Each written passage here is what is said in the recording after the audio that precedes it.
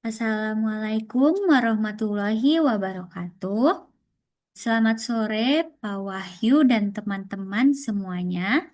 Perkenalkan, saya Dera Silva Maulia dari kelas MJ 403, mata kuliah Manajemen Perbankan dengan NIM 2401020730.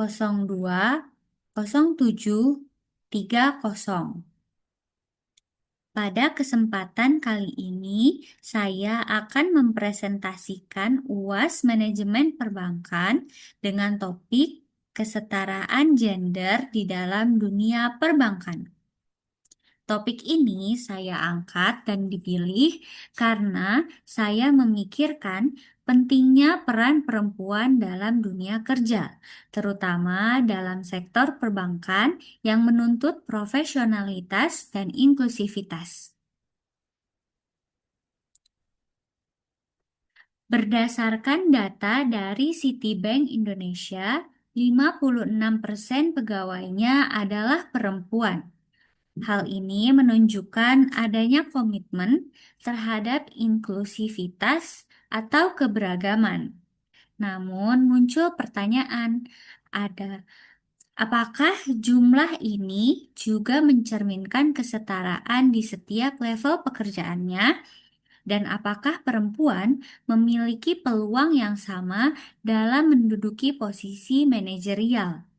Ini yang akan menjadi dasar dari pembahasan saya pada hari ini.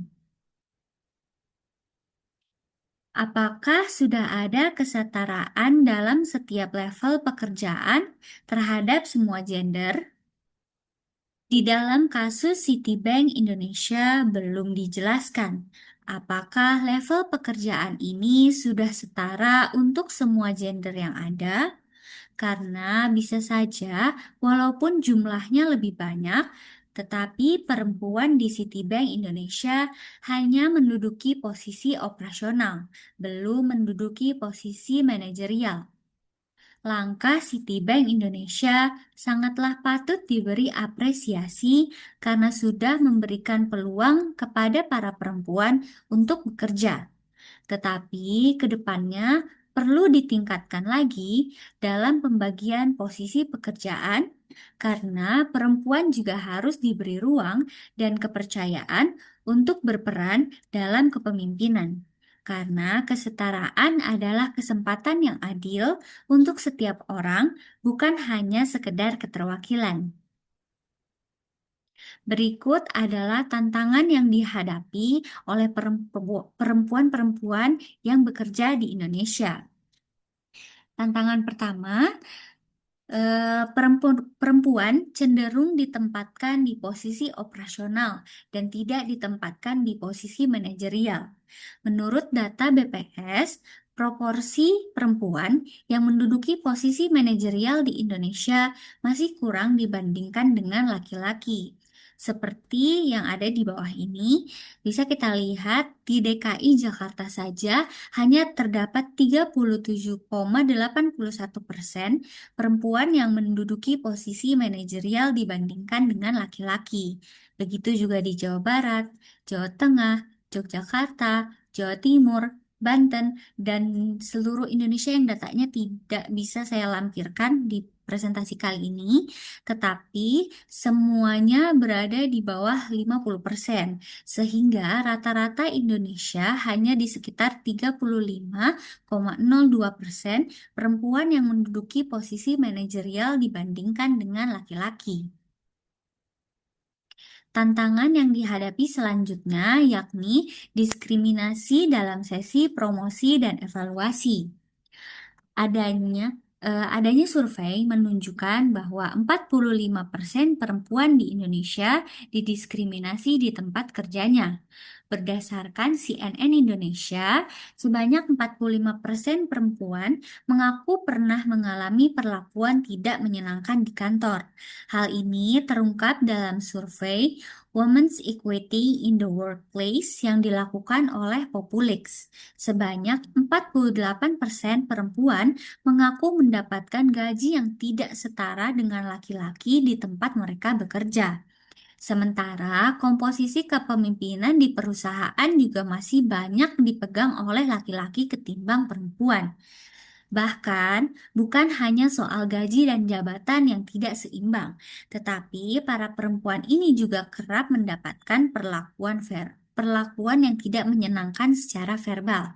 Dari seluruh responden, 48% dari mereka mengaku pernah mengalami perlakuan verbal yang tidak menyenangkan di lingkungan kantor. Selanjutnya, tantangan ketiga yang dihadapi oleh perempuan bekerja adalah dukungan bagi working mom yang belum merata. Data menunjukkan bahwa wanita yang berhenti bekerja setelah menikah lebih tinggi daripada laki-laki. Bisa dilihat di data berikut ini bahwa proporsi perempuan yang berhenti bekerja setelah menikah lebih tinggi dibandingkan dengan laki-laki. Seperti di 2016 ini terdapat 600.000, 2017 ini 624.000, di 2021 933.000, di 2022 bahkan sampai 1 juta. Berarti setiap tahunnya perempuan yang berhenti bekerja setelah menikah mengalami peningkatan yang cukup drastis, apalagi dari tahun 2017 ke 2021. Nah, lalu solusi apa sih yang bisa diterapkan untuk menghadapi tantangan-tantangan yang sedang dihadapi tadi? Pertama, eh, kita harus mengadakan sistem promosi yang transparan dan adil bagi semua gender, yang artinya perempuan harus didukung juga untuk menduduki posisi manajerial, sebagai pimpinan, dan lain-lain. Kedua, perlu adanya pelatihan kepemimpinan khusus perempuan. Bukan tidak sedikit, banyak sekali pelatihan kepemimpinan, tetapi yang mengikuti kebanyakan laki-laki. Mungkin perempuan-perempuan juga harus didorong untuk bisa mengikuti pelatihan kepemimpinan tersebut. Ketiga, budaya kerja harus inklusif dan fleksibel. Bisa mungkin di lingkungan kerja itu bisa disesuaikan dengan perempuan. Misal perempuan jika sudah menikah diberikan kebebasan juga untuk masih bekerja, masih bisa pulang cepat, agar masih bisa work-life balance, bisa mengurus keluarga dan juga pekerjaannya sekaligus. Terakhir, perlu pemantauan proporsi gender di setiap level pekerjaan agar semua peluangnya merata untuk setiap gender. Misalnya untuk di sebuah kantor ada 5 eh, kursi kepemimpinan. Nah, mungkin dari duanya bisa diisi oleh perempuan, lalu tiganya bisa diisi oleh laki-laki atau sebaliknya. Sehingga adanya kesetaraan gender antara perempuan dan laki-laki di tempat kerja. Berikut adalah daftar pustaka yang saya lampirkan dan saya gunakan ketika mencari data-data untuk presentasi kali ini. Lalu kesimpulannya, langkah Citibank dalam membuka ruang bagi perempuan patut diapresiasi. Namun, kesetaraan gender bukan hanya soal jumlah, tetapi juga tentang keadilan dalam peran dan peluang. Diperlukannya upaya bersama dari institusi, pemerintah, dan juga masyarakat untuk menciptakan dunia kerja yang benar-benar setara dan inklusif untuk perempuan dan juga laki-laki. Demikian presentasi saya mengenai kesetaraan gender di dunia perbankan. Semoga dapat menjadi ilmu dan inspirasi bagi kita semua. Dan ke depannya untuk para perempuan bisa lebih aktif dan lebih percaya diri untuk bisa masuk ke dalam posisi-posisi manajerial di dalam perusahaan, di bank, atau di tempat lainnya di tempat kerjanya. Terima kasih atas perhatian dan kesempatannya.